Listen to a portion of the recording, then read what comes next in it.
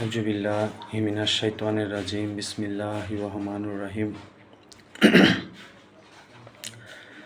এরকম রাসূল সাল্লাল্লাহু আলাইহি ওয়াসাল্লাম হতে বর্ণিত, কেউ যদি আল্লাহ তাআলাকে ভালোবেসে একটা রোজা রাখে, জাহান্নামের আগুন থেকে এরকম আল্লাহ পাক তার চেহারাকে ৭০ বছরের রাস্তা এরকম দূরে দিয়ে দেয়।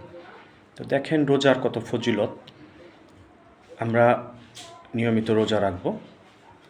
এবং রাসূল সাল্লাল্লাহু আলাইহি ওয়াসাল্লাম আরেকটা হুঁশিয়ার করছে যে রমজানের ফরজ রোজা যে সাবালক হইল, সে একটা রোজা ছেড়ে দিল, পরে এটা কাজা করা যায়, কিন্তু এটা এরকম একটা ক্ষতি হয়ে গেল যে সারা জীবনও যদি সে রোজা রাখে, এই একটা রোজা তার ক্ষতি পুষবে না। এবং হাশরের মাঠে একটা গেট থাকবে, রাইয়ান, এই গেটটা দিয়ে শুধু রোজাদাররা প্রবেশ করবে। এবং প্রতিটা এবাদত এরকম আপনি আলিফ পড়লেন 10টা নেকি, বা আন্তরিকতার সহিত যদি পড়েন আরও বাড়ায় দিব আল্লাহ। তো রোজার যে ব্যাপারটা, রোজার সবটা আল্লাহ নিজ হাতে দিবেন। তো রোজা যদি কবুল হইতে পারে, রোজার বদলা হচ্ছে জান্নাত। এরকম সাহাবাদেরকে বলতেছে মুহাম্মদ সাল্লাল্লাহু আলাইহি ওয়াসাল্লাম, সাহাবারা জানো কবুল হজের বদলা জান্নাত। আল্লাহ রাসূল, কবুল হজ কি? যে হজ কইরা আইসা আমি আর কোনো অপরাধ করব না, যার যা হক আমি এরকম মাইরা খাইছি আমি তাদেরকে দিয়ে দেব, এবং লা ইলাহা ইল্লাল্লাহ মুহাম্মাদুর রাসূলুল্লাহ, আল্লাহর হুকুম নবী তরিকা অনুযায়ী আমি জীবনযাপন করব।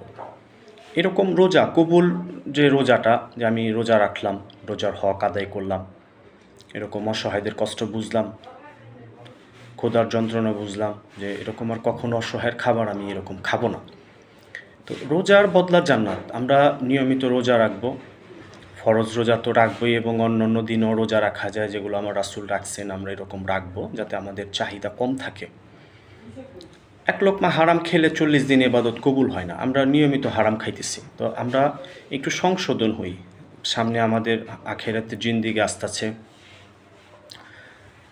এক একটা দিন আমাদের জীবন থেকে চলে যেতেছে, এরকম নেকি এবং গুনাহ আল্লাহ মাপবে।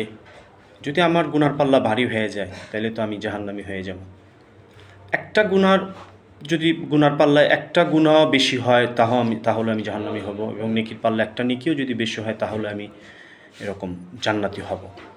তো নবী যেরকম বলতেছে, সাহাবারা, তোমাদের কি ভুল হয়ে যায়? আল্লাহ রাসূল, ভুল তো হয়ে যায়, সাথে সাথে 2টা নেকি করবা। তো আজকে আমরা ভাবি যে আমরা কি বেশি গুনাহ করতেছি না নেক করতেছি, যে মৃত্যুর পরে যে তুলাদণ্ড মিজান, এরকম আল্লাহ নেকি এবং গুনাহ মাপবো যে পাল্লা দিয়া, তা আমার গুনাহ বেশি হইব না নেকি বেশি হইব? আমরা এখনই সংশোধন হই,